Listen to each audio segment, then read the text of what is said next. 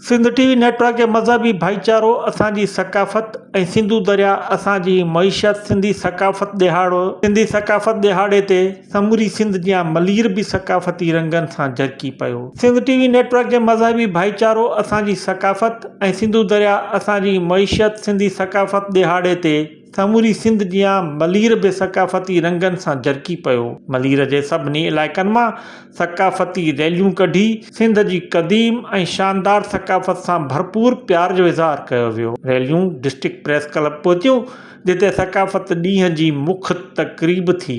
स्कूली ॿारनि टेबलोस पेश करे तक़रीब में सुहिणा रंग भरिया। नामियारनि फ़नकारनि उस्ताद वाहिद लाशारी, कोमल नाथ, सूंह लगारी, गुलशेर चांडियो, शायद भंगवार साज़न जे संगम सां क़ौमी गीत छेड़िया त देस धणी झूमी पिया।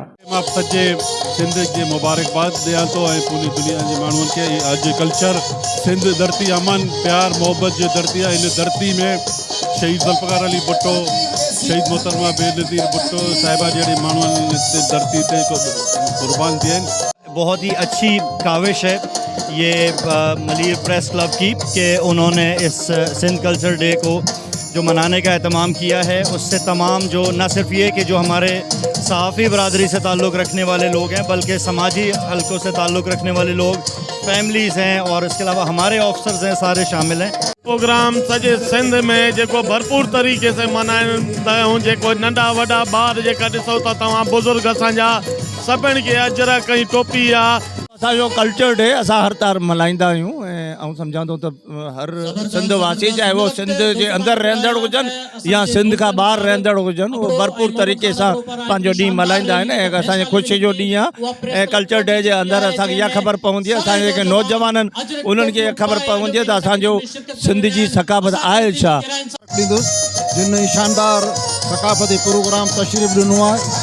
ये सकाफ़त असांजी क़ौमी सकाफ़त आहे, जंहिंखे उजागर करणु असां सभिनी जो क़ौमी फ़र्ज़ु आहे। प्रेस क्लब जे अंगण ते थियल सकाफ़ती तक़रीब में आयल महिमाननि खे सिंध जी सकाफ़त अजरक जा तोहफ़ा ॾिना विया। तक़रीब में कराची जे डिप्टी मेयर सलमान अब्दुल्ला मुराद, अॻूणी सूबाई वज़ीर MPA मोहम्मद साजिद जोख्यो, वॾे वज़ीर जे ख़ासि सलाहकार मोहम्मद सलीम बलोच, इब्राहिम हैदरी टाउन जे chairman Nazir Ahmed Bhutto, chairman market committee Karachi Ali Zaman Jokhio, Malir जे SSP काशिफ आफ्ताब अब्बासी, नामियारे समाजी अॻवान सैयद खुदादिनो शाह समेत अवाम जे वॾे अंग शिरकत कई। कैमरामैन एहसन मीर जस सां गॾु मीर ज़ुल्फ़कार, सिंध TV न्यूज़, मलीर।